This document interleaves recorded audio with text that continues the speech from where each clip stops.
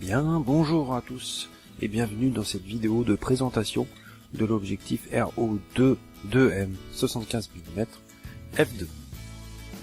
Alors, c'est un objectif qui a été fabriqué à partir de 1945 jusque dans les années 60 par une usine très connue aujourd'hui, l'usine KMZ de Krasnogorsk, qui produit maintenant les Zénith, les objectifs Zénith, et etc.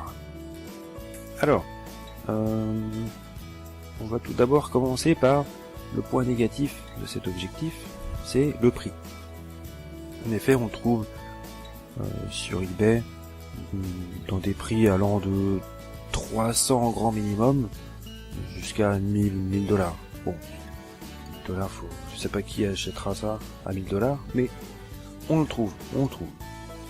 Bien. Alors pourquoi un prix si élevé?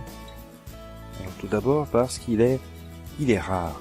En effet, c'est un objectif pour caméra de cinéma. Donc il était fabriqué au compte-gouttes, entre guillemets, puisque on imagine que c'était essentiellement sur commande. En effet, c'était les studios qui commandaient les objectifs et les caméras qui vont avec. Donc ce n'était pas du tout destiné à un public amateur, encore moins débutant. Et donc, de ce fait, sa grande qualité, c'est sa qualité optique. En effet, il y avait une qualité de contrôle beaucoup plus grande que pour les objectifs prévus pour le commun des mortels. Donc, voilà ce qui concerne le prix. Maintenant, en ce qui concerne le corps lui-même, donc, vous voyez, donc c'est un objectif qui est très joli, voilà, mais il est surtout très petit. Il est très petit, enfin plutôt petit, c'est son point fort. Il est léger aussi, bon il fait 345 grammes. Regardez un Helios 40 à côté, l'Helios fait 1 kg et vous voyez la taille, ça n'a aucun rapport.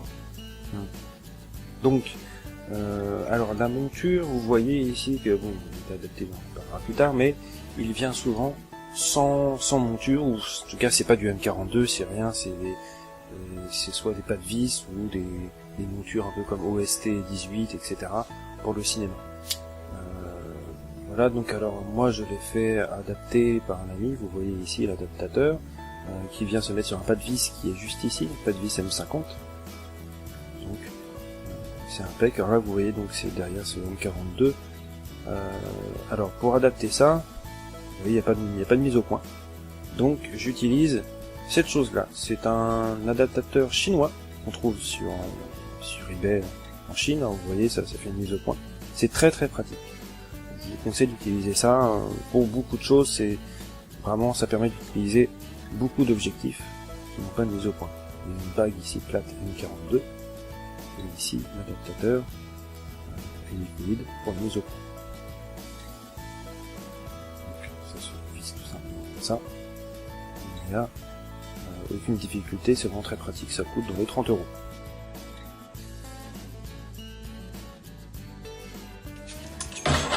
Voilà. Bien.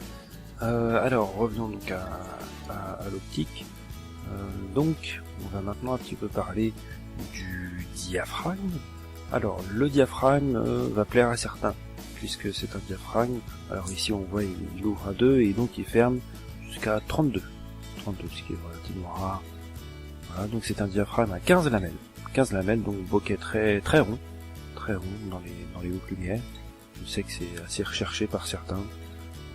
Si on compare par exemple, si on va comparer avec un Helios 40, on voit que le diaphragme est totalement différent. Le 40 a un diaphragme pas du tout rond. Intéressant, cela étant dit. Il y a un diaphragme un peu ciselé en une espèce d'étoile. Voilà. Alors, du point de vue optique, on a donc des verres traités anti-reflet, donc vous voyez, violet jaunâtre un peu. C'est typique de l'époque. À l'époque, c'était toujours bleu, violet, etc. Donc c'est une formule en type planar. Planar, il y a simplement 6 éléments en 4 groupes. Il est asymétrique, bien sûr, puisque groupe avant est plus gros que le groupe arrière. Voilà. Et pour finir, une comparaison des 3 objectifs à portrait les plus connus soviétiques. J'ai nommé l'Hélios 40, le Jupiter 9 et donc ce RO de N. En silence.